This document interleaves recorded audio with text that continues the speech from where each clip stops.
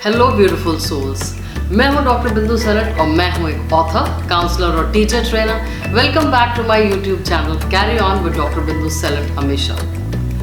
और आज के अपने वीडियो में मैं बात करने जा रही हूं एक ऐसे मुद्दे की जो बहुत सारे पेरेंट्स काफ़ी परेशान है कि वो उनके बच्चे जो है ना वो रात में जल्दी सोते नहीं, 12:30, 1 बजे, 1:30 बजे तक they are wide awake and they are just not sleeping and the problem is this that फिर सुबह जब स्कूल जाने का टाइम होता है तो बहुत ज़्यादा इश्यूज हो जाते हैं और कैसे उनको उठाएं और फिर बहुत मुश्किल होती है सुबह उठने में। तो पेरेंट्स ये वाली कंप्लेंट जब लेके आते हैं मेरे पास, तो जब डिस्कशन हम करते हैं तो ये पता ये चलता है कि parents unknowingly are making the children sleep in the afternoon. तो क्या बच्चों को सुलाना चाहिए?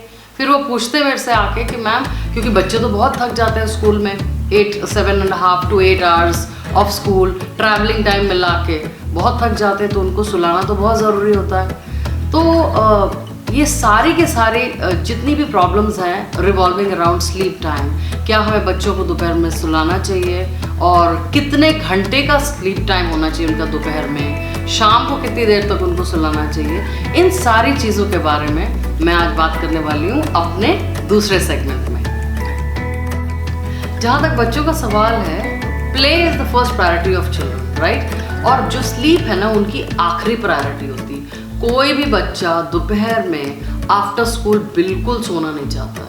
या तो और मुझे ज़रूर बताइएगा कमेंट सेक्शन में कि आपका क्या एक्सपीरियंस रहा है इस मामले में। क्या बच्चे आपके बच्चे खुद ब खुद सो जाते हैं या फिर आप ज़बरदस्ती हम सुलाते हैं उनको, क्योंकि हमें ऐसा लगता है कि हमारे बच्चे बहुत थक गए। तो दोपहर में उनको बच्चों को सोना बिल्कुल नहीं अच्छा लगता है और उसका एक कारण है, उसका एक साइंटिफिक रीज़न है। क्योंकि जब बच्चे ग्रो कर रहे होते हैं ना तो उनका जो ब्रेन है वो एक रैपिड स्पीड पे डेवलप होता है। और जब ब्रेन का डेवलपमेंट की हम जब बात करें तो उसका मतलब क्या है, उसको बहुत सिंपल शब्दों में मैं समझाने की कोशिश करूँगी। वहाँ पे ब्रेन के अंदर जो सेल्स होते हैं दे आर न्यूरॉन्स। तो वो जो न्यूरॉन्स का कनेक्शन होता है ना वो हर एक एक्सपीरियंस से होता है, new experiences they want, and that is why they want to engage themselves in activities, या फिर वो कोई भी activities not related to academics as such. तो वो कुछ या तो एक्टिविटीज़ करना चाहते हैं जैसे पजल्स या रीडिंग या क्रिएटिंग समथिंग। इसीलिए कई बार आपने देखा होगा ज़बरदस्ती आप सुला रहे हैं लेकिन वो स्नीक आउट करके जाके कोई ना कोई एक्टिविटी बना रहे होते हैं या खेल रहे होते हैं या कुछ भी। They want to just engage themselves meaningfully in a creative manner and they just don't want to sleep. तो दोपहर में जहाँ तक मेरा मानना है कि बच्चों को सुलाने की बिल्कुल ज़रूरत नहीं है। Instead you should allow them to engage in some kind of creative activities. या तो आप एक्टिविटीज़ उनके लिए डिज़ाइन कर सकते हैं या फिर उनको उनके साथ टाइम स्पेंड कर सकते हैं, या फिर उनको अलाउ करें, maybe they are into reading, if they are into reading they will read, they will play with puzzles, they will create something, but allow all of that. ये करने से जो फ़ायदा है वो ये है, 2 तरीके के फ़ायदे हैं।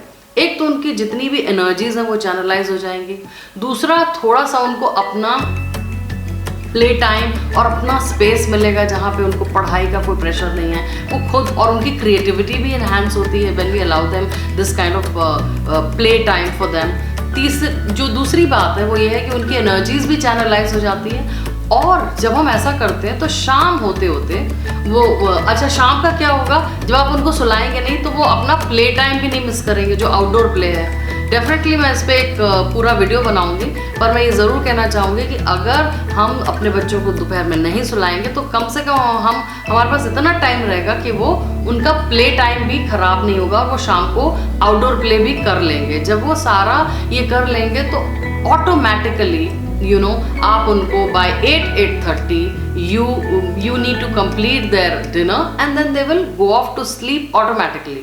आपको कोई एफर्ट भी नहीं करना पड़ेगा बिल्कुल इस मामले में। तो उसमें फिर सुबह जब उठाने की बारी आएगी तो वो भी कोई प्रॉब्लम नहीं होगी। जब हम बच्चों को सुला देते हैं दोपहर में तो होता क्या है उसके बारे में मैं बताना चाहूँगी कि they are already bottled up with a lot of energy, and जब हम उनको सुला देते हैं तो वो तो बिल्कुल फ्रेश हो जाते हैं। सपोज आपने उनको 3 साढ़े 3 बजे सुला दिया और 6 साढ़े 6 बजे अगर उठ रहे हैं तो इतनी ज़्यादा उनमें एनर्जी आ जाती है कि फिर वो 4 घंटे 5 घंटे के लिए दे आर रेडी।